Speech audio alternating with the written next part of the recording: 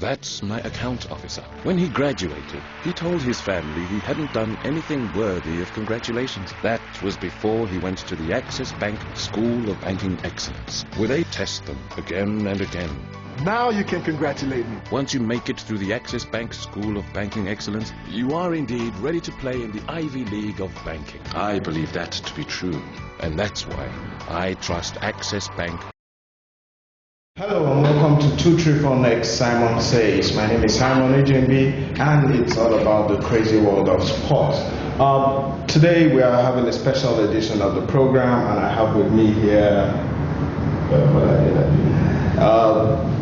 Bolade Olade will be talking about yesterday's match in the Nations Cup, and that is a quarter-final match between the Chipolo Polo and the Super Eagles of Nigeria.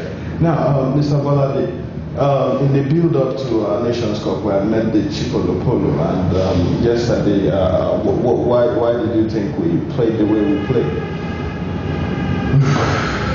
Yesterday, how did we play? We didn't play at all. Oh.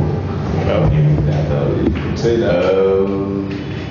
Actually, we didn't get to play them in the build-up towards the Nations Cup, but considering the fact that we played the same team that beat Mozambique 3-0, it just a match prior to this match, we thought maybe the guys will live up to the billing and just at least show Nigerians that they are now back in form. But surprisingly, that yesterday was just not in the Zambians were just all over us. All right. Watching the game itself, what did you think the Eagles failed to do apart from the obvious one of not scoring? I mean, what did the Eagles fail to do? I think they actually didn't do anything yesterday. Even the defense, everything collapsed. What saved us from embarrassment yesterday was because even the Zambian themselves doesn't know how to put the ball behind net. And in fact, twice, Mohamed Yusuf was the one that cleared the ball from the line.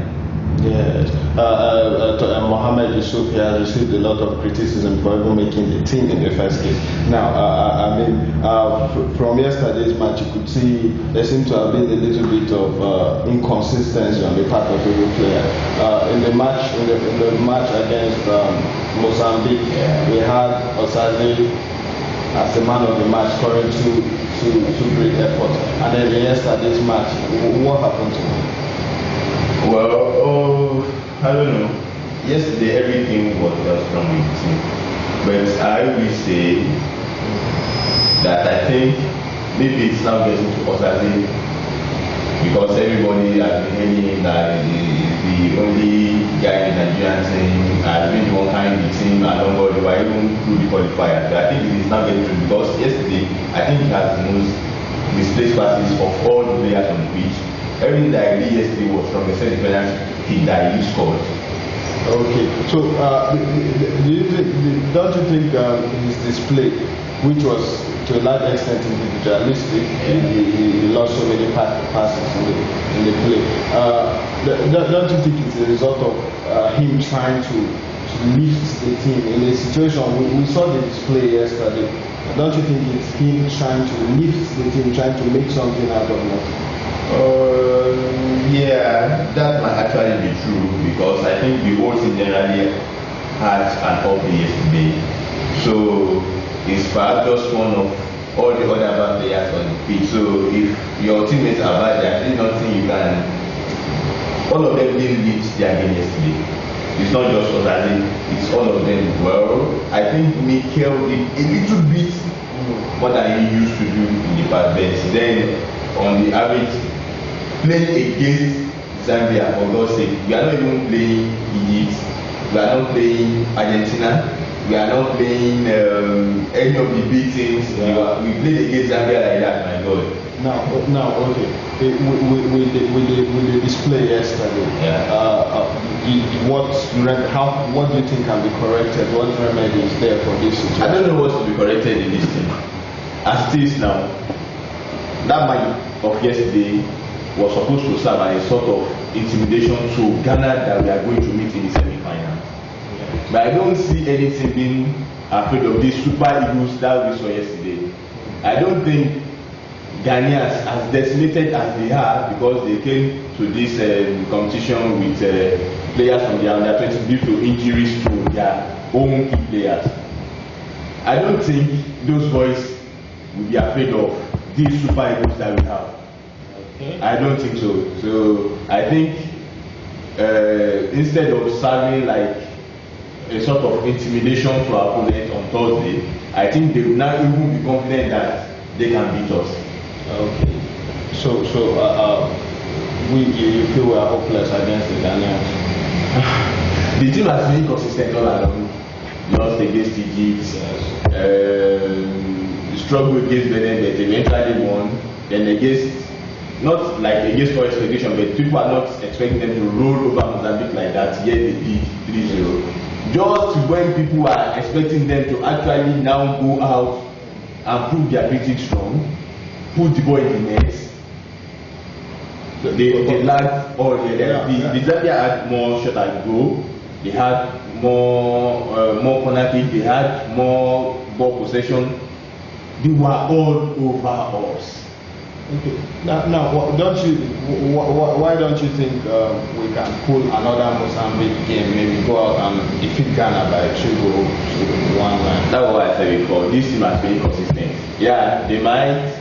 But in your analysis, the inconsistent is not about us defeating Ghana by 3 goals to 1. No. Actually, we will play yesterday. I don't even see us beating Ghana. Okay. But then the boys might just come out and win. Okay. And which will not be as a result of maybe the coach has put in anything special. It might just be due to maybe 1 or 2 individual winners on part of maybe Osaze or Opasi. Now we looked at the team a bit, but there's a man who has received the most criticism for all the performance we put at the Nations Cup, and that is the coach Shaibu Amadu. What do you think of his performance yesterday? One I don't know what to say about performance of Shaibu Amadu, because they say a coach is as good as he starts the lot, he got the result. The performance was bad, but he got the result, and what most people are actually praying for is just the result.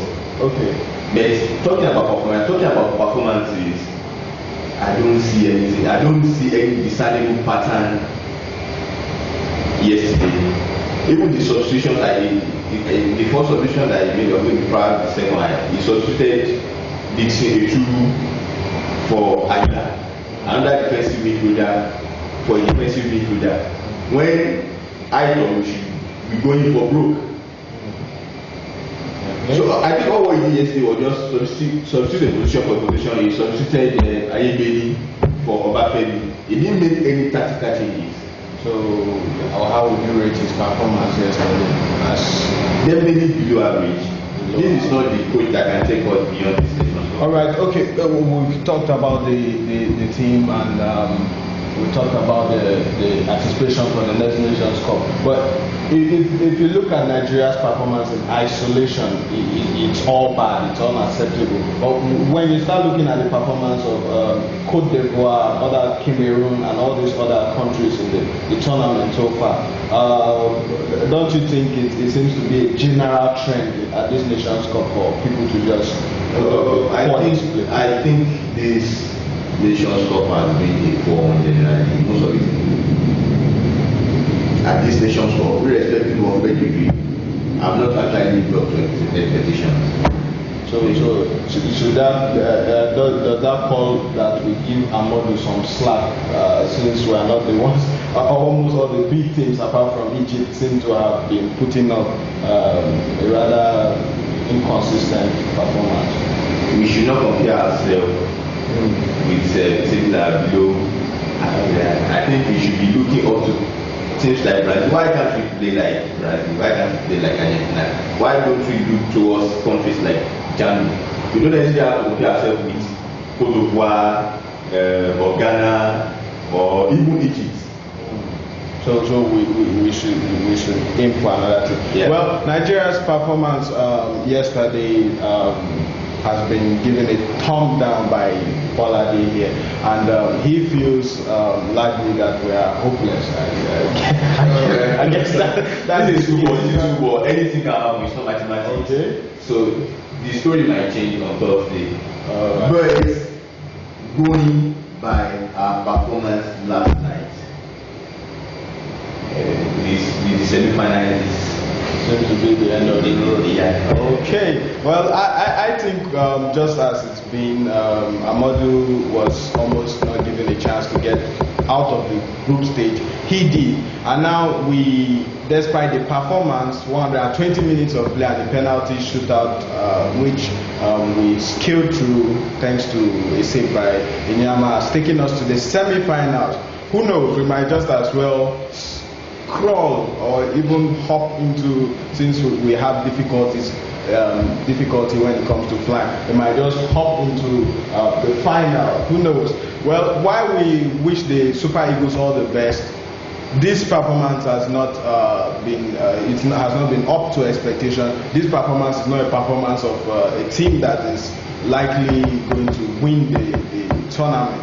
But all the same, we are glad we're in the semi-finals, and we hope that our boys find target set by the NFL. Yes. So Amadou Shaibu has met the target given to him by his bosses, but he's still a long way from meeting the target set by Nigerians. Yeah. And I think if he's not careful, a repeat of what happened to him way back at the last World Cup, 2002, might happen, which means that he may not take us to the promised land. That's the World Cup in South Africa 2010. Well, Nigeria is in the semi-finals.